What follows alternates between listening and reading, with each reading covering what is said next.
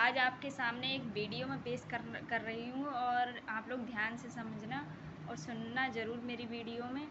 मैं आप लोगों को क्या समझाना चाह रही हूँ। देखो, खून से भी बढ़ के भी रिश्ता होता है, ऐसा नहीं है कि खून से बढ़ के रिश्ता नहीं होता है।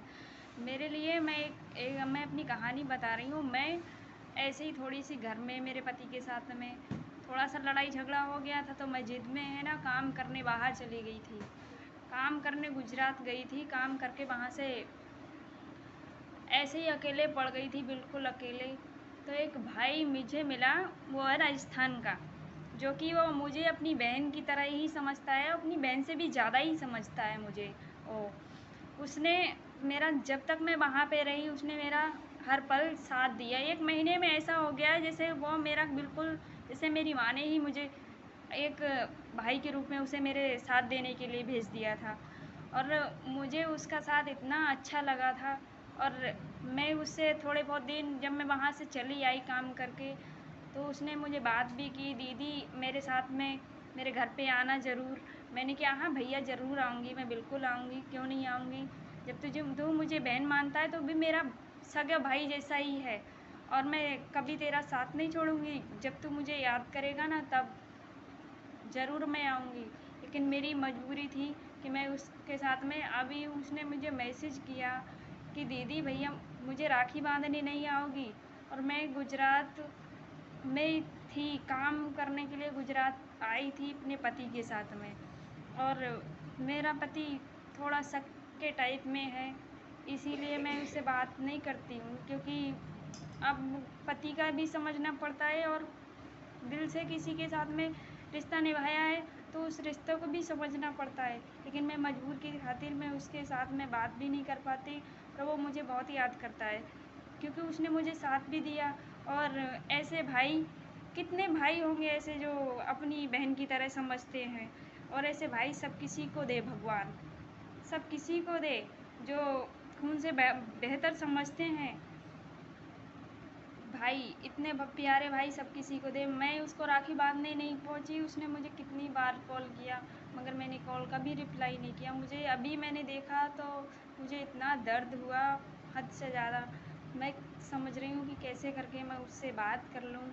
और मगर मैं बंधन में ससुराल वालों की तरफ से बंधी हुई हूँ, मजबूरी में मैं उससे बात भी नहीं कर सकती ज़्यादा, क्योंकि परिवार वाले समझते हैं कि ये कैसा रिश्ता है, ये कैसा रिश्ता है, तुम्हारे साथ उसके साथ में तुम्हारा कोई चक्कर होगा। मगर ऐसा नहीं होता है कि सब किसी के साथ में चक्कर ही होता है, ऐसा कुछ नहीं होता है भाई।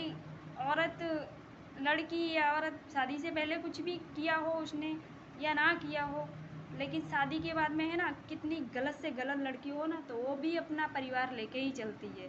100 में से है ना 3% औरतें होंगी, 100 में से 5% ऐसी होंगी जो अपना परिवार पकड़ के नहीं चलेंगी, नहीं तो वो अपना परिवार ही पकड़ के चलती हैं। मगर मेरा परिवार बहुत, ससुराल वाले मेरे जैसा मैं समझती थी, मैंने अपने सास ससुर को, अपने देवर को, अपने देवरानियों को बहन से ज़्यादा प्यार किया है। लेकिन उन लोगों ने मेरी कभी ये कदर नहीं की कि ये मेरी बहन है, कि ये मेरी ननद है, या मेरा कुछ भी सही है। लेकिन ये लोग कभी मेरे इमोशनल को कभी समझते ही नहीं, ऐसे ही समझते हैं ये तो बेकार है। जब मैं काम करती हूँ बाहर, अपने बच्चों का भविष्य ख़राब कर रही हूँ, और बाहर काम करती हूँ तो पैसों के लिए तो बोल देते हैं कि भाभी पैसे हो जाएं तो भेज देना। मगर कभी ये नहीं सोचते कि तुम कैसी हो। आज मेरे को खास रक्षा बंधन वाले दिन मुझ पे उठा नहीं जा रहा था सुबह में। दोपहर के बाद में मेरी बहनें, जो मेरे मामा की लड़कियां थी ना, वो मेरे साथ में दवाई दिलवाने गई थी। मेरे को होश भी नहीं था, 12-1 बज गया था मुझे, पड़े पड़े खटिया पर। सब त्योहार मना रहे थे, मगर मैं, मेरे बच्चे ऐसे ही भूखे प्यासे, मेरा पति भी, वो तो ऐसे ही है, बस पीने खाने में मस्त रहते हैं ज़्यादा।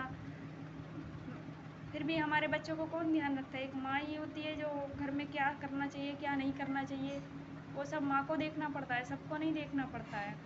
मेरे घर में चूल्हा नहीं जला था, तब दवाई लेके आई। बहनों ने भी ये सोचा था, सुबह में उठ गई थी, थोड़ा समय उठी थी, पानी वानी पिया, मैं कि तबीयत अच्छी हो जाएगी तो कर लूँगी, पर नहीं किया गया। ज़बरदस्ती, कभी माँ हार नहीं मानती, चाहे कितनी भी बीमार क्यों ना हो, फिर भी अपने बच्चों को तो कुछ तो करके देती है। ऐसा नहीं है कि कुछ ना करके दे। लेकिन मेरे घर में चूल्हा नहीं जला, मगर किसी ने ये नहीं पूछा कि कैसी तबीयत है तेरी। और इस वीडियो को ज़्यादा से ज़्यादा शेयर करें और लाइक करें और सपोर्ट करें। हम बहुत परेशानी में वीडियो बना रहे हैं, कोई शौक़ के लिए वीडियो नहीं बनाते हैं, मजबूरी में वीडियो बनाते हैं। आप लोग बोलते हैं ना व्यू के लिए ये वो।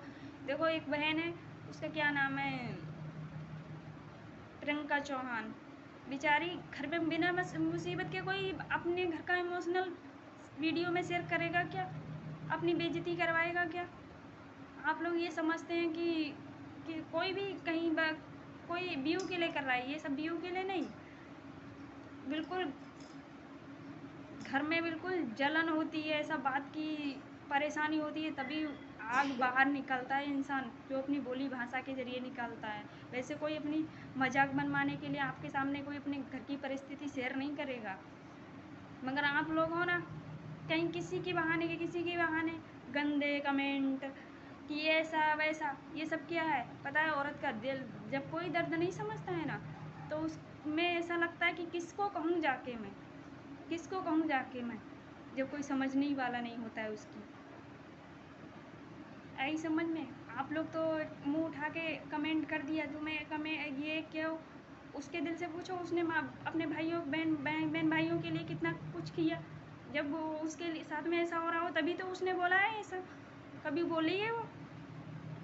मगर उसके लिए ऐसा मत समझना कि ये सब ढोंग कर रही है। वो ढोंग नहीं कर रही, उसका दर्द बोल रहा है, तभी तो वो बोल रही है।